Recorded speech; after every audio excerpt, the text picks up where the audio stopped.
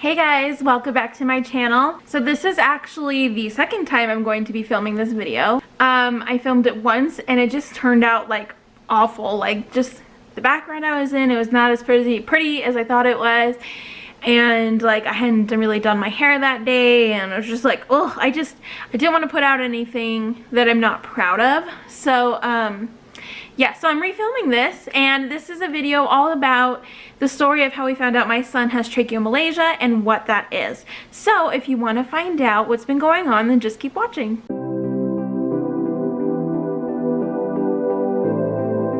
Okay, so I will start at the beginning, and then once we get to the diagnosis, I will tell you what that is and what that means going forward. So it started when he was 1 month old. The day he turned 1 month old, we went to the pumpkin patch, and when we got home he had a little cough, and I was like, well, it was kind of dusty, so maybe, I don't know, maybe he like inhaled too much and like he's having some allergies, and it's, I don't know, I didn't know, it was kind of weird. It was only when he would get upset he would have a little cough.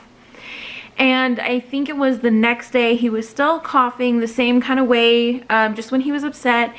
And I didn't want him to get a cold. I was nervous that he had a cold because he was so little, just 1 month old. Just babies that little getting sick can be pretty dangerous because the airways can become inflamed and they're already so small to begin with.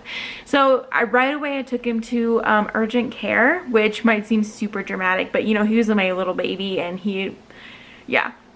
So we took him to urgent care. They tested him for like all the viruses, and they did a little bit of suction out of his nose because he was a little bit congested, but not really. They didn't get very much out. And they said that we would wait to see what the results would be.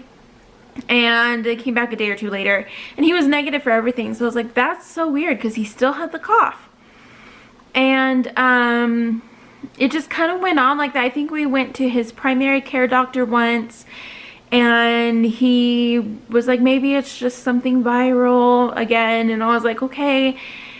And after like a couple weeks, or I don't know how long it was, honestly, it's all kind of a blur, but my mom, she's a nurse, and we were hanging out with her, and she heard the cough, because he doesn't do it all the time. It's only when he gets upset and then during or after he eats. That's it. He doesn't just cough.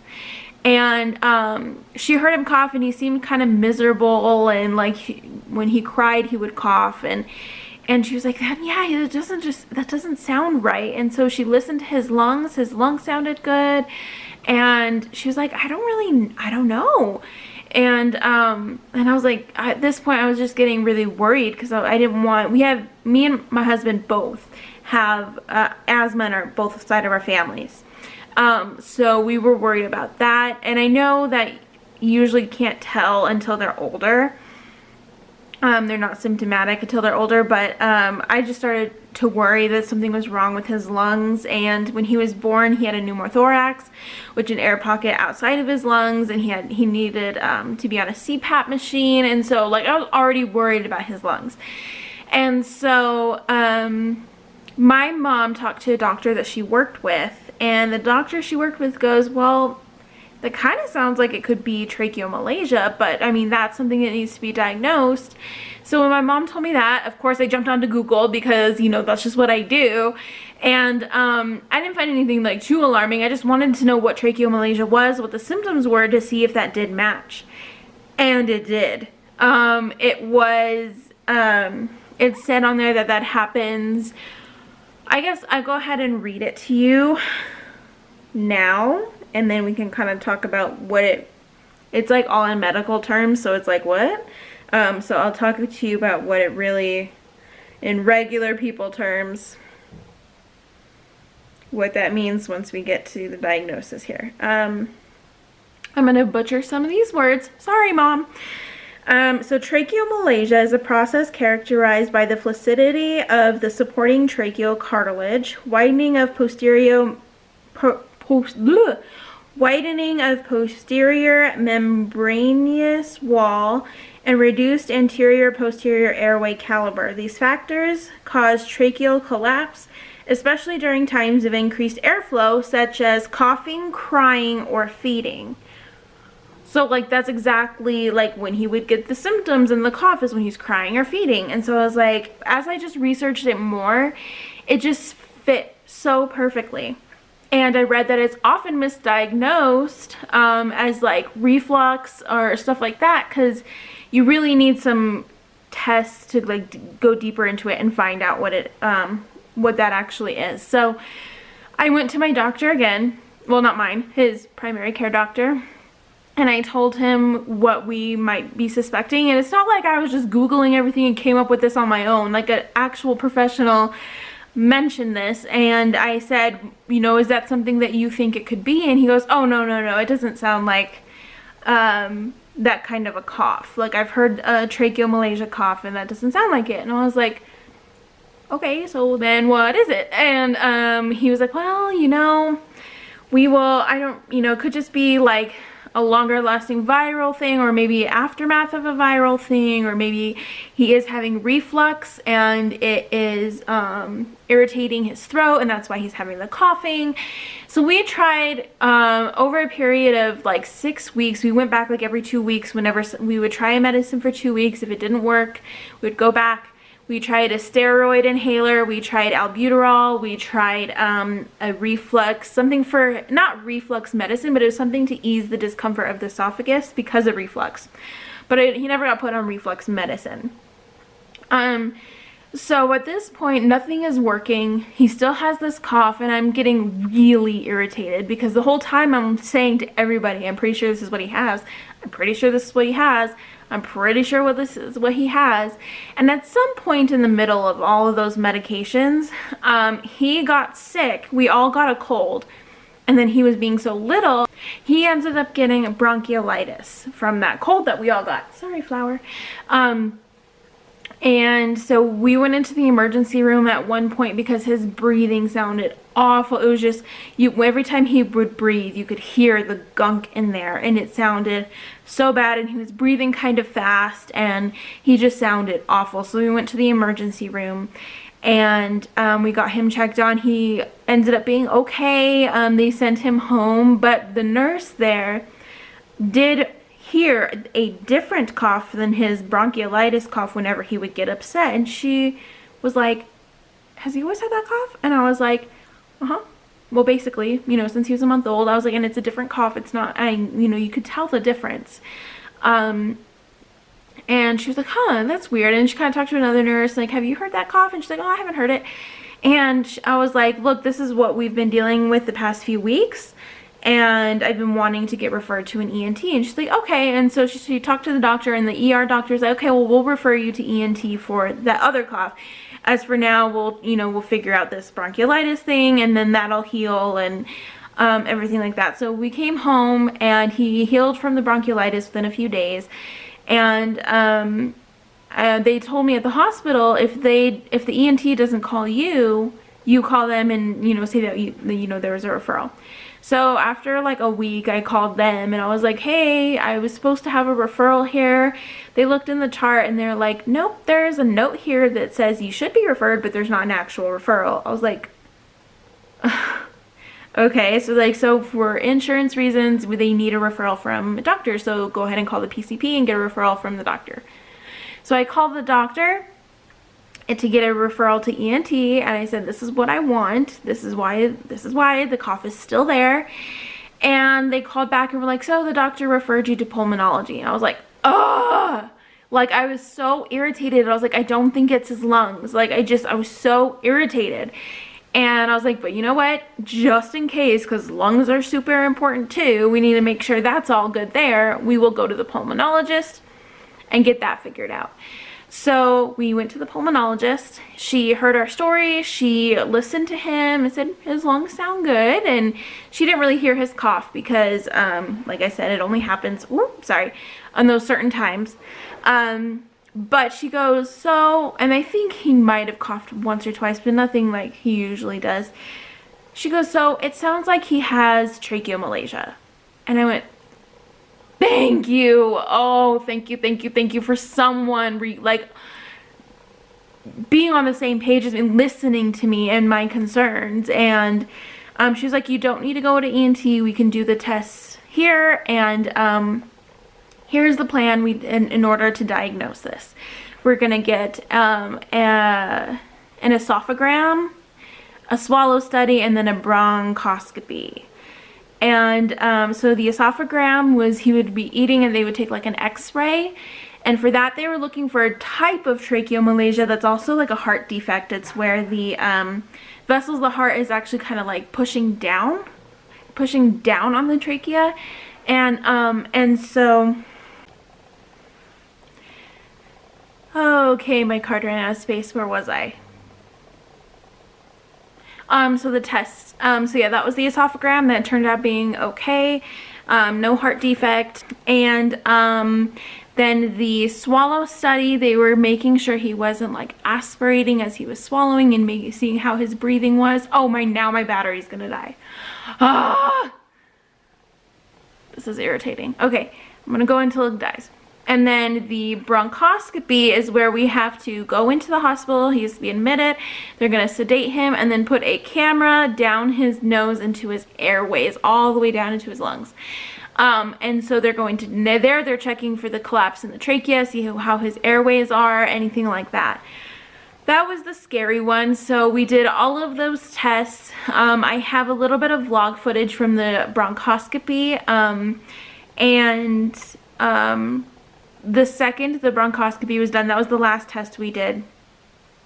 Well, for the swallow study, we did see he was aspirating a little bit, and it was harder for him to eat because he can't breathe as normally as some babies do, because that during feeding is one of those times where it can collapse a little bit. And so he was aspirating a little bit. It's kind of going back up and into his airways.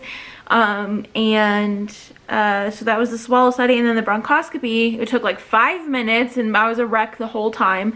And then the doctor came out after that, like 5 minutes, and she came out and she goes, okay, so he does have tracheomalacia. And I was like, oh, like I saw our primary care physician so many times. I saw urgent care doctors, ER doctors, like, and nobody would listen to me. And so it was very, it was a mix of emotions finding that out. It was relief because finally someone listened to me, and I was happy because we finally had an answer and I didn't have to just worry all the time, and now we could focus in on what this was and what we can do going forward.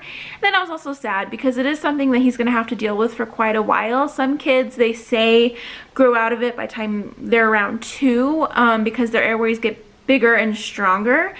But some people, the doctor even said he might always have a cough.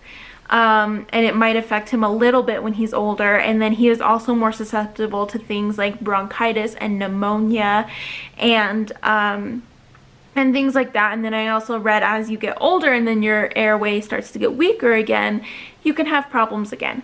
So I was really sad at the same time. So it was a mix of emotions. I was already kind of like high strung because my baby was in there away from me, sedated, and who knew how he was going to react to sedation. And I was already kind of like very emotional. And so finding that out was definitely, it was bittersweet.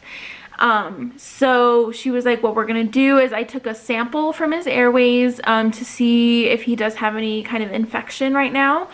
And, since he is susceptible to things like that, and we're just going to have to keep up with him and keep following up and make sure that he's doing okay as he's getting older. So we went home, and then a couple days later we got a call and he actually had pneumonia as well.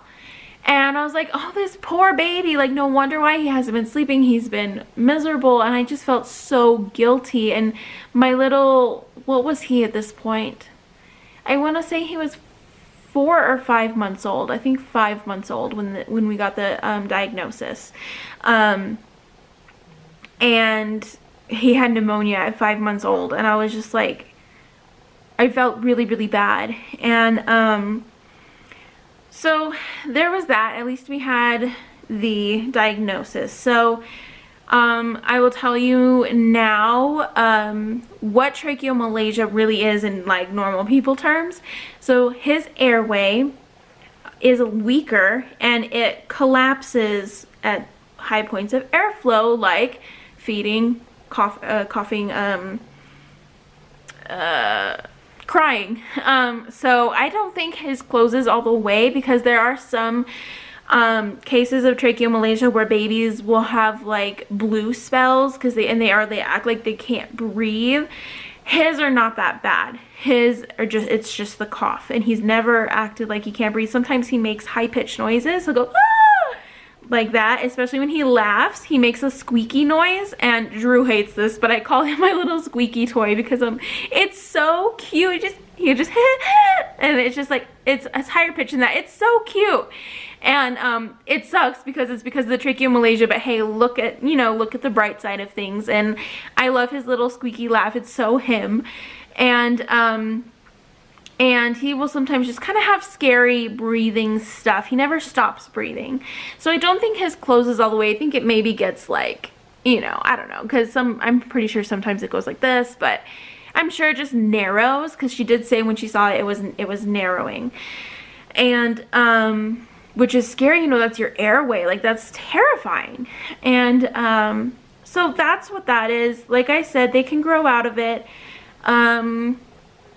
By the time they're 2, who knows what's gonna happen. He already has had his second bout of pneumonia. He was on antibiotics for the first bout of pneumonia. Then 2 days after he stopped, in the middle of his pneumonia, he got another cold. And then 2 days after we stopped the antibiotics, he got a wet cough again. He always will have the dry cough. And that's just the tracheomalacia, but he got a wet cough again. And I was like, oh no, and is that leftover because he couldn't cough out, the gunk as well. And I called the pulmonologist. They said keep an eye on him for a week. It could just be a leftover cough. If he's still coughing in a week, we'll do a telecom visit because we are in quarantine, and they don't really want him going in right now, especially with this virus. Like, you don't want to. He already has this airway issue, and it attacks the airways. So I'm being a strict mama right now. Yeah, no one is seeing my babies. So, he still had his cough, and it seemed like it was sounding worse. And so when we did our telecom visit, over Zoom, she said, okay, well, it sounds like maybe he might have pneumonia again, and we will just go ahead and prescribe some antibiotics again. And we'll follow up when those are done. So he is now back on antibiotics. He is now 7 months old, and this is his second time having pneumonia. So I'm really, really bummed, and I'm really, really worried. I'm worried what kind of damage this is going to do to his lungs. I'm sad that he's always so sick, and he acts okay. Like, he doesn't even really have fever. He has like low-grade fevers, like in the 99s, like all the time. I think he just like runs warm because he always, but it never seems to bother him. He never gets like a high fever. He's always so happy and active, and so thank goodness, because if he were lethargic, my heart would just break even more because I'm already so worried. But he's a very happy baby, and I just feel really bad that he has this breathing problem, and he always has this gunk in his lungs, an infection in his lungs, and it's hard for me to go through and to watch him go through, and I'm always so constantly worried about him. It's funny because usually the first time mothers are super worried, and with Everly I was actually really chill. Like, I probably like worried a little bit, but like I never really took her to the doctor. When she got sick, like the first couple times, like it was nerve-wracking, but I wasn't like freaking out. And with him, I am freaking out. I don't know if that's because he's always had these problems since literally day one that he was born, or what, but I'm constantly freaking out and worried and nervous and scared, for the future. But I am hopeful. Babies do recover from tracheomalacia. Anyway, so he has pneumonia again. We have to just kind of keep an eye on this. We are very much in touch with our pulmonologist. We already have a good relationship with her. And yeah, so that is our story about tracheomalacia. I guess the overall moral of the story is just like, listen to your gut and your instincts and fight for your child, because you're the only one that will. And if I hadn't have just pursued it, it would have been misdiagnosed. We wouldn't have gotten the answers, or at least we wouldn't have gotten the answers this early. And that kind of makes me sad. And so if you or your child is showing these symptoms and you're just kind of at a loss and nothing is really working, just fight for it. If this helps maybe get an idea of maybe what your child has, hopefully this video helps somebody, whether that's just the inspiration to fight for your child, or even with diagnosing. I mean, obviously I can't diagnose, you have to go through these tests to diagnose, but hopefully so that you will get to that point so that you can get it diagnosed and have an idea what to bring to your doctor, or have an idea who to ask for, who to see, and that you will have an answer. So just make sure you fight and just stick to your guns, man, because I'm usually the kind of person that just kind of lets people walk all over me. I'm not very assertive unless I kind of have enough.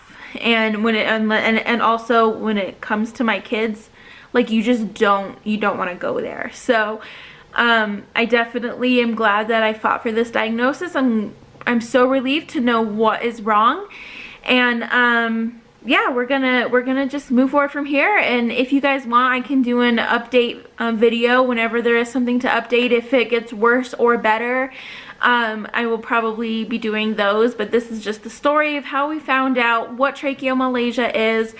And yeah, I hope you guys enjoyed it. If you did, give it a thumbs up. Make sure to subscribe to my channel, and I'll see you guys next time.